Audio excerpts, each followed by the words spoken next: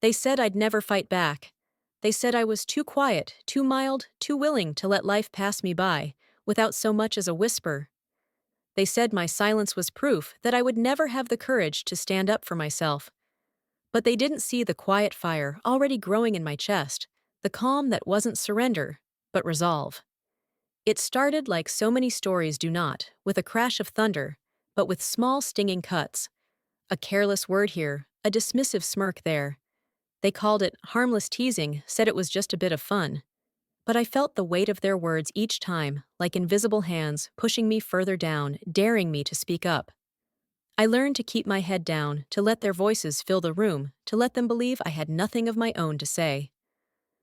At work, they thought of me as the easy one, the one who wouldn't argue, who would stay late to finish someone else's work without complaint. He won't mind, they'd say, stacking another impossible deadline on my shoulders. And I took it all in silence, my hands steady, even when my heart was screaming. I watched as they laughed, as they pushed and prodded, certain that I would never push back. And maybe for a time, they were right. At home, the quiet was different. There, the silence was my own, and in it, I started to hear the truth of my own voice. I replayed every slight, every smirk, every time they dismissed me, like I was nothing more than background noise. In that quiet, I realized they had mistaken my patience for weakness. They had mistaken my calm for an admission of defeat. But they didn't see the way those moments were forging something harder and stronger inside me. One afternoon, a co-worker leaned across my desk, his eyes glinting with amusement. "You're too soft," he said with a smirk. "You'll never make it here if you don't learn to fight."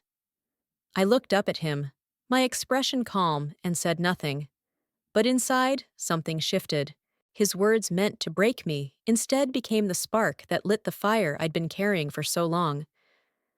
I didn't tell anyone how I felt. I didn't let them see the way those words settled into my bones, growing roots that would not be torn out. I carried them quietly, like a secret promise to myself I would not let them decide who I was. I would not let them write the story of my life in the small spaces they had left me. They thought they knew me. They thought my silence was fear.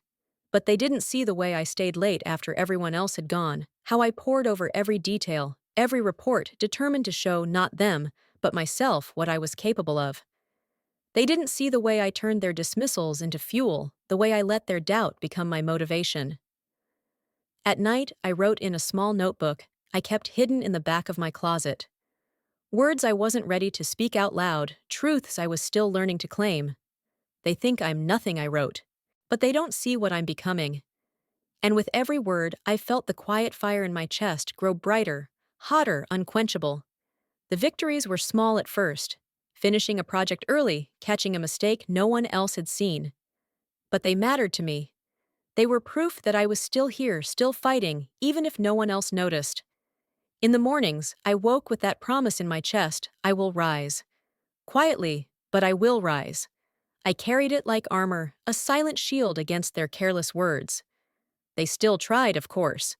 They still thought they could push me back into the shadows, keep me small and silent. But each time they tried, I stood a little taller.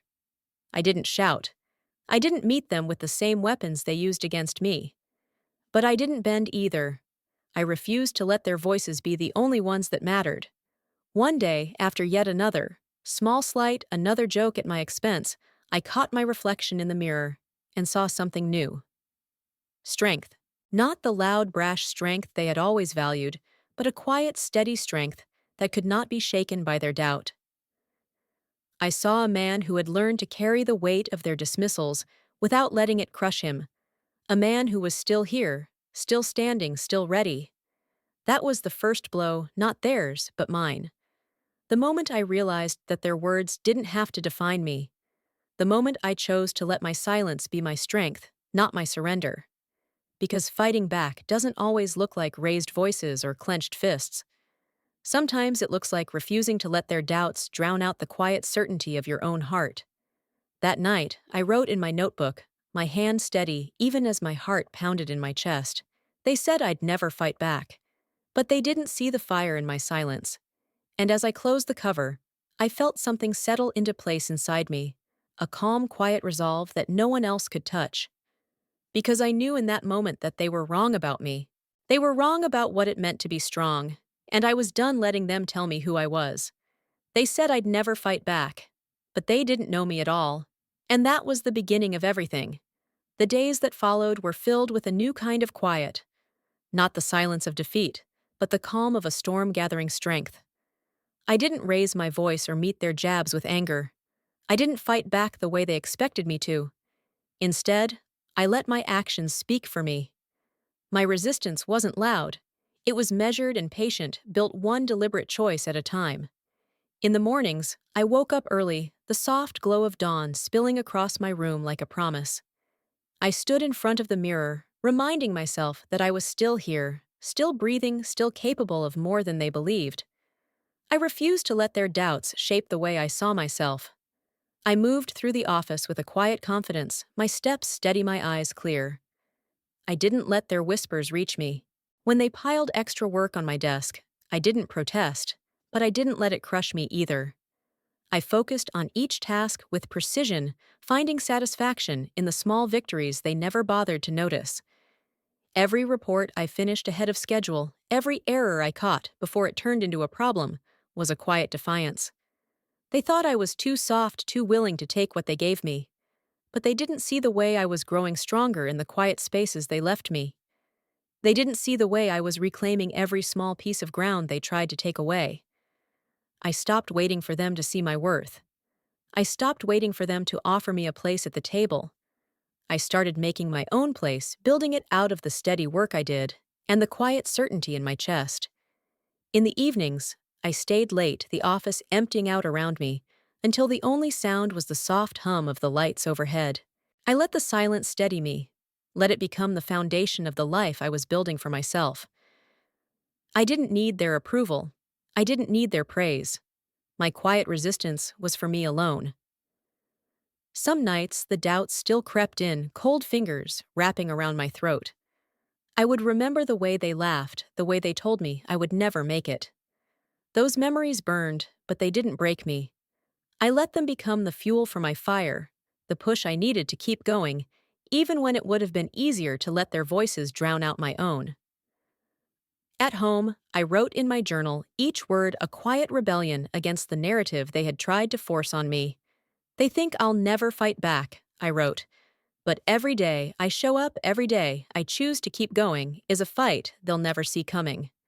I wrote about the way the office felt in the early mornings, the way the sun painted the windows gold, and made me feel like anything was possible. I wrote about the small ways I was taking back my life, one decision at a time. I didn't share these words with anyone. They were mine alone, a testament to the person I was becoming when no one else was watching. Slowly, I started to see the changes in the way people looked at me. The easy smiles turned wary. The quick dismissals slowed. They didn't know what to make of the quiet steadiness I carried with me now.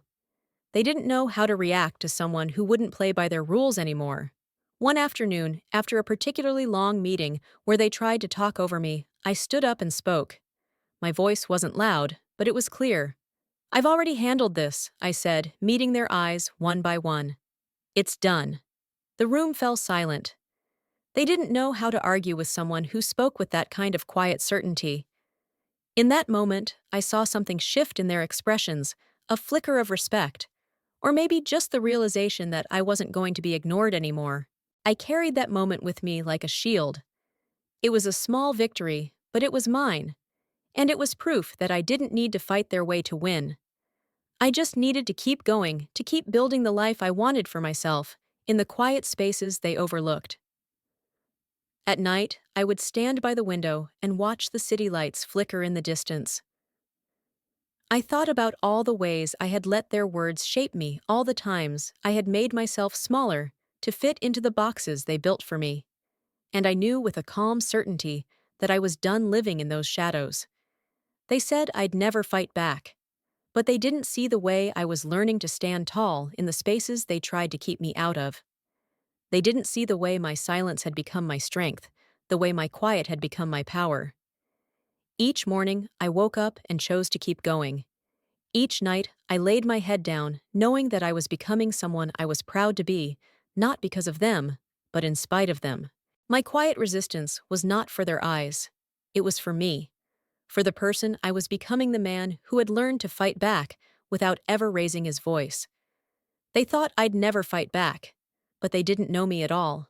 And I was just getting started. The small victories were the ones that mattered most. They didn't come with applause or recognition. They came in the quiet moments when I looked at the work I had done and felt the steady pulse of pride in my chest. In those moments, I knew I was building something they could never take away from me. Each day, I found small ways to push back against the weight of their doubt. I didn't argue with them. I didn't waste my breath trying to prove what I knew in my bones.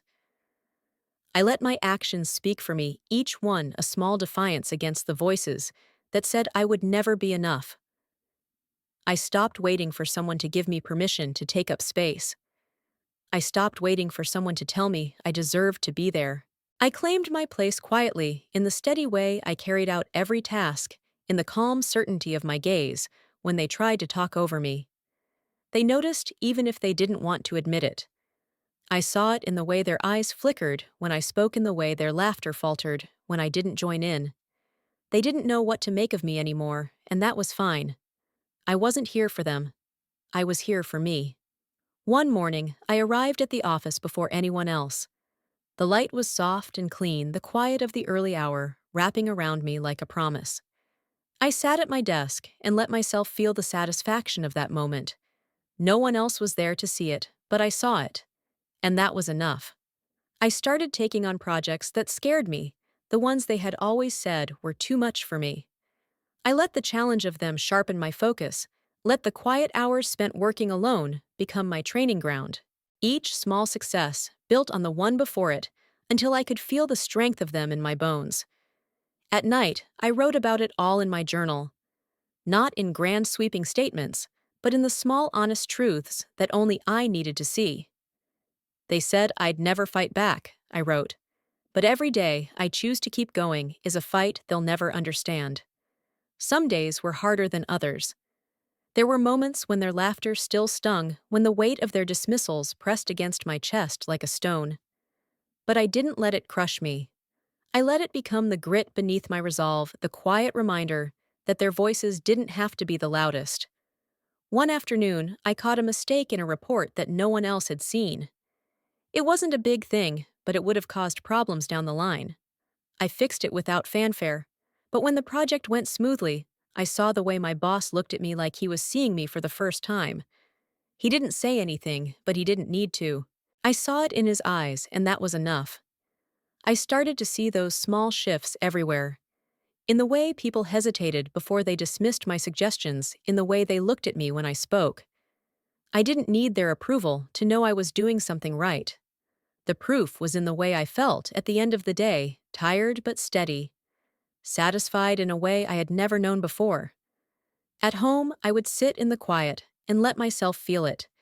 The small victories weren't about them. They were about me, about the way I was learning to stand on my own, to believe in my own worth, even when no one else would say it out loud. Each small victory was a brick in the foundation. I was building a quiet testament to the man I was becoming. They didn't see the way I woke up each morning with that promise in my chest, I will rise. Quietly, but I will rise. They didn't see the way I whispered it to myself, in the moments when their doubt felt like a weight I couldn't lift. But I saw it, and that was enough. One evening, as I was leaving the office, I caught my reflection in the glass door. I saw the man I was becoming there, the calm in my eyes, the steady line of my shoulders. I saw someone who had learned to turn silence into strength, who had learned that fighting back doesn't always look like shouting. Sometimes it looks like refusing to be small. I wrote it down that night, the words soft but certain. I am not what they said I was. I am more. And in that simple truth, I felt the weight of their doubts fall away. Because they said I'd never fight back. But they didn't see the way each small victory was shaping me into someone stronger than they could ever imagine. They didn't see the way my quiet had become my power, the way my silence had become the foundation of everything I was building. Each day, I woke up and chose to keep going. Each night, I laid my head down, knowing that I was still here, still fighting, still rising. The small victories were mine alone, and they were enough. They said I'd never fight back. But they didn't know me at all, and I was just getting started. The challenge came quietly at first, like a whisper in the dark. It wasn't a sudden confrontation or an open accusation. It was the subtle way they shifted their expectations, the way they started to test the edges of the quiet power I had built. They still didn't believe I would fight back, but they were starting to wonder. I could see it in the way they watched me now, in the way their voices tightened just a little when I entered the room. They were used to having the last word, to seeing me bend under the weight of their doubt. But I had stopped bending, and they didn't know how to handle that. The real test came when they gave me a project no one else wanted. Something big, something messy, something they were sure would bury me. "Let him take it," one of them said with a shrug. "He probably won't say no anyway." And he was right, I didn't say no. I took it, but not because I wanted to prove anything to them. I took it because I wanted to prove it to myself. I wanted to see if I could do it, if the quiet strength I had been building was enough to carry me through. The project was bigger than anything I had handled before. Deadlines loomed like dark clouds, and every time I looked at the mountain of work in front of me, I felt the old whispers of doubt stirring in the back of my mind. But I didn't let them take hold. I woke up early every morning, the sun still just a promise on the horizon. I let the quiet of those early hours steady me, let it remind me that I had already faced so much worse. The work was hard, every piece of it demanding my full attention, my full heart. But I gave it everything I had. I stayed late long after everyone else had gone home, the office lit only by the glow of my computer screen. The silence was my ally, the quiet space where I could hear my own thoughts without the weight of their doubt pressing in. Each night, I wrote in my journal the words, a quiet map of my progress. "They think I'll fail," I wrote, "but I will not let their voices decide who I am." Some nights, exhaustion pressed against my shoulders, like a weight I could barely carry. I would close my eyes and hear their laughter, their easy dismissal of everything I was working for. But then I would open my eyes again and remember why I was doing this. Not for them. Never for them. For me. Because I was done letting them write the story of my life. The project moved forward slowly, at first each small victory hard won. But with every piece I completed, with every problem I solved, I felt the quiet fire in my chest burn a little brighter. I saw the shape of my own strength taking form in the steady rhythm of my work. They started to notice. Not all at once, but in small ways. A nod from my boss when I explained a solution they hadn't thought of. A moment of quiet when I walked into a meeting, as if they were finally seeing me for the first time. But I didn't let those moments distract me. I kept my head down, kept my focus on the work in front of me. Because I knew the real victory wasn't in their recognition. It was in the way I was proving to myself that I was more than they had ever believed. The challenge wasn't just the project they had given me. It was the quiet battle I was fighting every day against the voice in my head that still sometimes wondered if they were right. Each time I silenced that voice, each time I chose to keep going, I claimed another piece of the man I was becoming. One night, after another long day, I stood at the window and let the city lights wash over me. I thought about all the times I had let their doubt shape the way I saw myself. And I knew with a calm certainty that I was done with that. They said I'd never fight back, but they didn't see the way each challenge they gave me was another chance to rise. They didn't see the way I was turning their tests into my own triumphs. The project neared completion, and I could see the shift in their eyes, the quiet respect that hadn't been there before. But it wasn't about them. It was never about them. It was about the way I had learned to stand tall in the face of their doubt, the way I had turned the quiet spaces they gave me into the foundation of my own strength. At night, I wrote in my journal, my hand steady, even when my body was tired. "This is my fight," I wrote. "Not with them, but with the voice that says I can't. And every day, I am winning." They thought they could bury me in this challenge, that I would crumble under the weight of it. But they didn't know that I had already learned how to rise. Because fighting back doesn't always mean meeting their anger with anger. Sometimes it means meeting their doubt with the quiet certainty of your own worth. They didn't see that, but I did. And that was all that mattered. The turning point didn't come in a blaze of glory or with some triumphant speech. It came quietly, the way most important things do. It was in the way I felt when I woke up each morning, no longer dreading the day ahead, but stepping into it with a calm determination. It was in the way I moved through the office, no longer shrinking under the weight of their doubt, but standing tall, my shoulders straight, and my head held high. I didn't need to announce it. I didn't need to shout it from the rooftops. I just needed to live it, to let my actions speak the words I had carried in my heart for so long. Each day was a small act of defiance, a quiet promise to myself that I would not be who they said I was. The project they gave me was finished now, and it was good, better than they had expected, better than even I had thought possible. I saw it in the way they looked at me when I handed it in the way their voices softened when they spoke to me.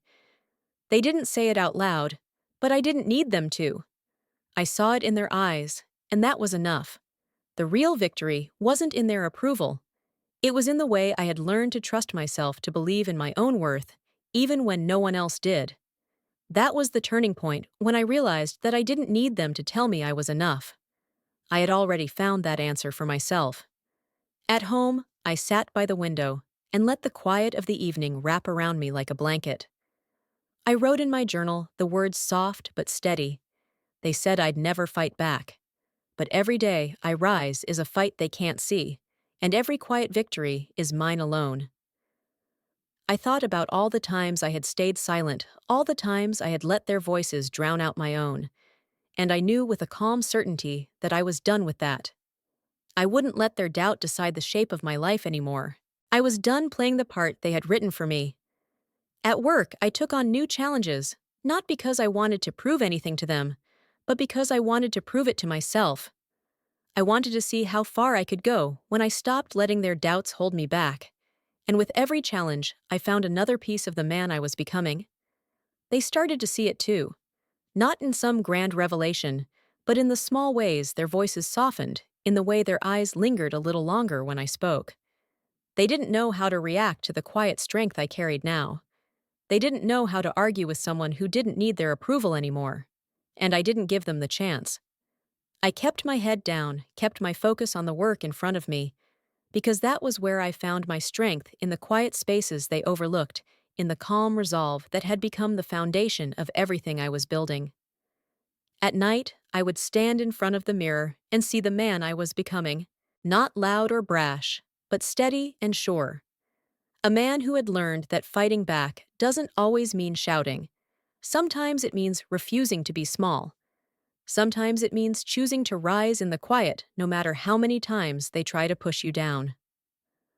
One afternoon, after another long day, I sat in the break room, the quiet hum of the vending machine the only sound.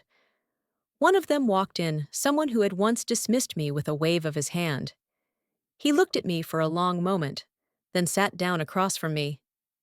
"You've changed," he said finally, his voice quiet. I met his eyes, calm and steady. "No," I said. "I just stopped hiding who I am." He didn't know what to say to that. He just nodded and looked away, and in that small moment, I felt the weight of his doubt slip away like a shadow in the light. At home, I wrote it in my journal. The turning point isn't when they see you, it's when you see yourself and know that's enough. And I knew in the deepest part of me that it was true. They said I'd never fight back, but they didn't see the way each quiet step forward was a battle, one the way each calm breath was a promise to myself that I would not be defined by their voices. I was done living in the shadow of their doubt. I was done letting them decide the shape of my life. The turning point wasn't loud or dramatic. It was quiet, steady, and sure. And it was mine. Because they said I'd never fight back. But they didn't know me at all. And I was just getting started. The showdown wasn't what they expected. They thought it would be loud, explosive, maybe even violent. They thought if I ever found my voice, it would come out in a storm of anger, in the kind of fury they'd always used to keep me in my place. But that wasn't my way. My way was quiet, patient, built in the small hours of the morning, and the silent nights when no one else was watching. My way was steady, a slow rising tide. They hadn't even noticed until it was already too late. The day of the showdown came without fanfare. It was just another meeting, another chance for them to dismiss my work, to push me back into the shadows. But I didn't let them. I sat there calm and steady, my hands folded neatly in front of me, my voice quiet but clear. I didn't need to shout to be heard. I just needed to speak my truth. When they tried to talk over me, I waited. When they tried to belittle my work, I let the facts stand for themselves. And slowly, I saw it in their eyes, the realization that I wasn't the same man they had once thought I was. I wasn't afraid of them anymore. I wasn't playing by their rules. I was playing by mine. Each question they asked, each challenge they threw at me, I met with a calm certainty they couldn't shake. They didn't know how to argue with someone who wouldn't be rattled, someone who didn't need to raise his voice to stand his ground. The room grew quiet, their bluster fading like smoke in the wind. I didn't smile. I didn't gloat. I just sat there, sure and steady, letting them see the man I had become. And in that quiet, I saw something shift in their eyes. They still tried, of course. Old habits die hard. But their voices were softer now, their questions less certain. Because they knew. They knew they couldn't break me anymore. After the meeting, I walked back to my desk, my head held high. I felt the quiet satisfaction of a battle fought and won, not with anger, but with resolve. And that was the real victory. At home that night, I sat by the window and let the city lights wash over me. I wrote in my journal the words steady and sure. The showdown wasn't about them. It was about me, about knowing who I am and not letting anyone take that away. Some nights, I still felt the echoes of their voices in my head, the way they had tried to make me doubt everything I was. But those voices didn't have power over me anymore. I had learned to let them pass through me, like wind through the trees, leaving me standing just as tall. I started to see the way my quiet strength was changing things around me. People who had once looked past me started to pause when I spoke. People who had once laughed behind my back started to ask for my thoughts, my help. And each time I gave it freely, not because I needed their praise, but because I knew the power of sharing what I had learned in the quiet. They said I'd never fight back. But they didn't see that fighting back didn't mean meeting force with force. It meant refusing to let their doubt decide who I could be. It meant standing in the calm center of the storm and knowing that I was enough. One day, as I was leaving work, one of them stopped me. His voice was careful, his eyes searching. "You're not the same," he said. I met his gaze calmly. "No," I said. "I'm not." And I walked away, my steps light, my heart steady. At night, I wrote it in my journal, again the words, a quiet vow: I will not be who they said I was. I will be who I choose to be. And with each word, I felt the weight of their doubt slip away. The showdown wasn't loud or violent. It was quiet. And in that quiet, I found the power they had never seen in me. They said I'd never fight back. But they didn't know me at all. And I was just getting started. The collapse didn't come all at once. It came in small fractures, the quiet unraveling of the power they had once held so tightly over me. It came in the way their voices lost their edge, in the way their laughter turned nervous when I entered the room. They thought I wouldn't notice, but I saw it all. I saw the way their confidence faltered, the way their eyes darted away, when I spoke with the calm certainty they could no longer shake. They had spent so long telling me who I was, so long trying to fit me into the box they had built for me. But I had outgrown it, and they didn't know what to do with the man who wouldn't bend to their will anymore. At first, they tried to pretend nothing had changed. They tried to act as if their words still had power over me, as if their laughter still stung the way it once had. But it didn't. I had learned to let their voices pass over me, like wind, nothing more than noise, in the quiet strength I had found within myself. Slowly, I watched the collapse of their certainty. Each time I stood my ground, each time I met their doubt, with my calm resolve, I saw another piece of their power slip away. They didn't know how to fight someone who wouldn't fight back the way they expected. They didn't know how to handle the man who didn't need their validation to know his own worth. It wasn't about revenge. It wasn't about proving them wrong. It was about proving myself right, about knowing that I was enough, even when they said I wasn't. Each day, I walked into the office with the quiet confidence of a man who had learned to stand on his own. And with each step, I felt the weight of their expectations fall away. They said I'd never fight back. But they didn't see the way I was rebuilding myself from the inside out, stronger and steadier than they could ever imagine. One afternoon, I watched as one of them stumbled over his own words in a meeting. He looked at me, his eyes unsure, and I met his gaze calmly. I didn't need to say anything. He knew. They all knew. The collapse of their certainty wasn't something I celebrated. It wasn't a victory I needed to claim. It was just the natural consequence of the truth I had been living in the quiet all along. I didn't need to raise my voice or call them out. I just needed to keep being who I was, to let the strength I had built speak for itself. At night, I wrote it in my journal, the words soft but certain. They said I'd never fight back. But I didn't need to fight their way. I just needed to keep going. Some nights, I still felt the weight of their doubt pressing against my chest. But it was lighter now, easier to carry. Because I knew that weight wasn't mine to hold anymore. It belonged to them. I watched as their walls cracked, as the foundation of their power began to crumble under the quiet strength they had never seen in me. And I didn't need to push. I didn't need to tear it down. All I needed to do was keep standing. The collapse was theirs to face, not mine. I had already walked through the fire and come out the other side. One evening, as I was leaving work, one of them stopped me at the door. His voice was quiet, almost apologetic. I didn't know, he said. I looked at him, my gaze calm and steady. You didn't want to, I said.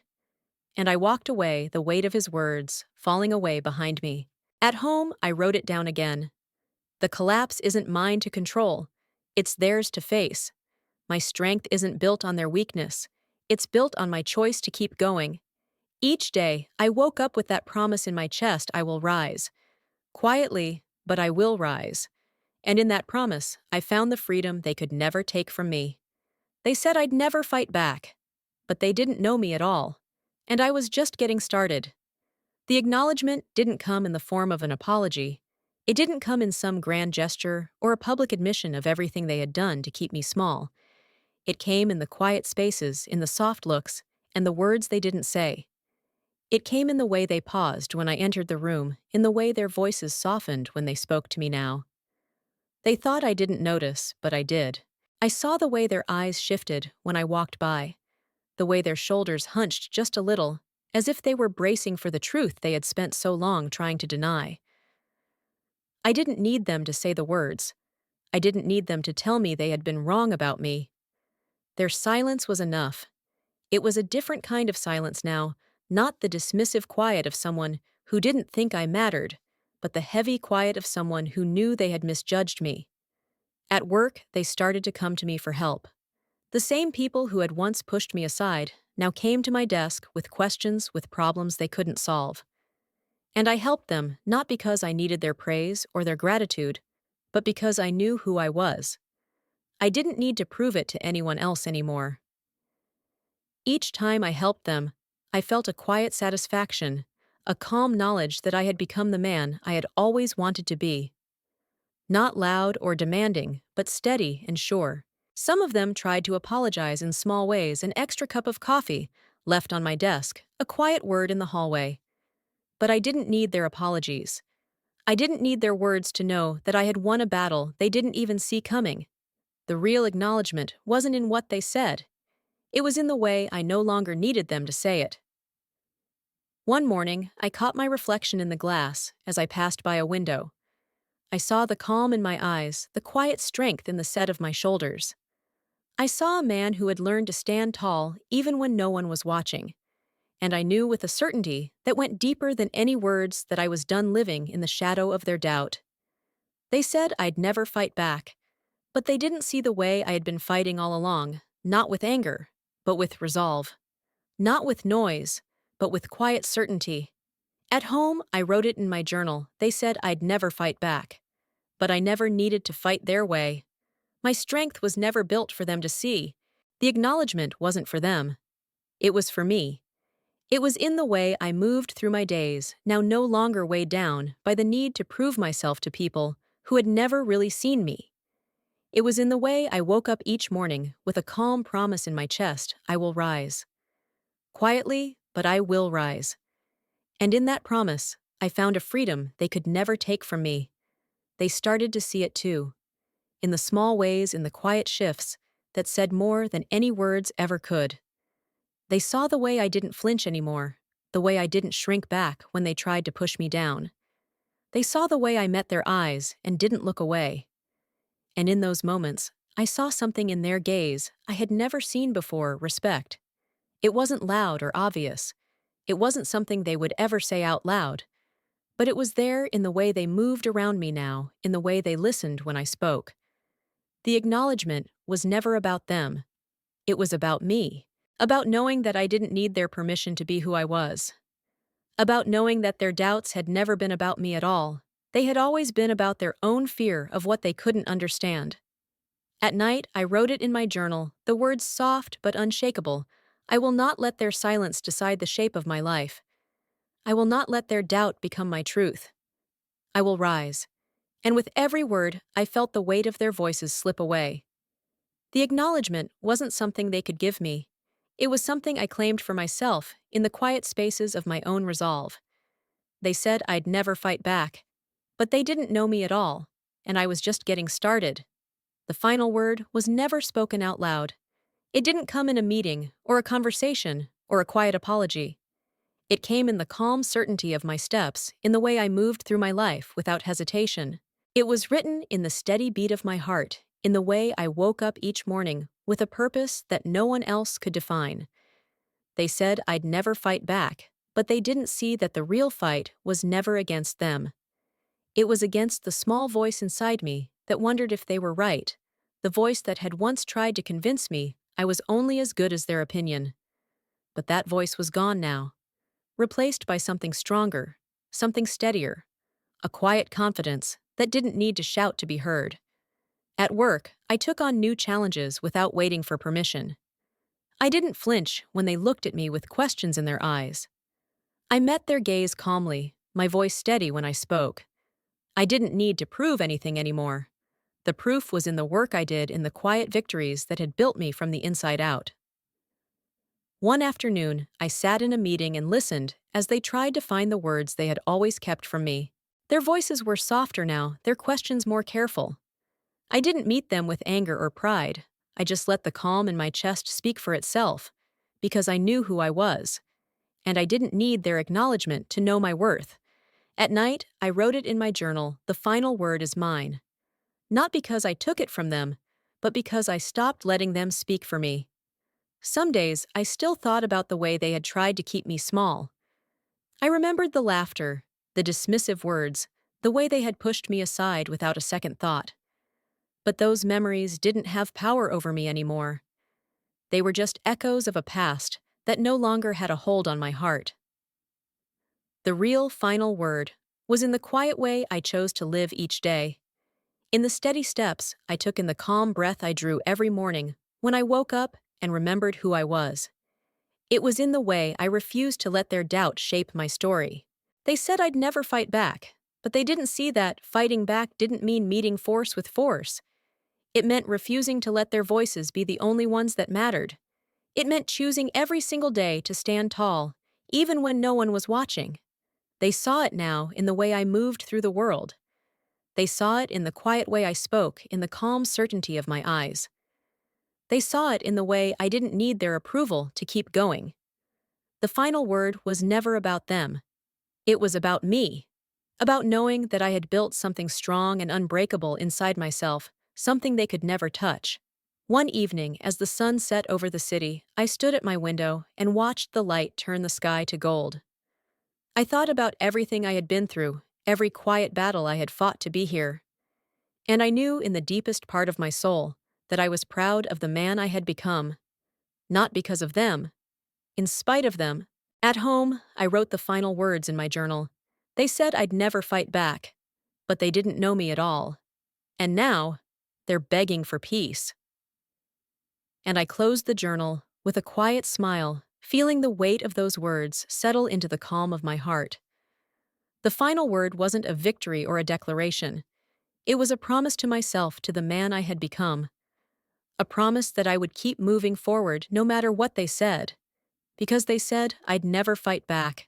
But I did. And in the quiet strength I carried now, I knew I was just getting started.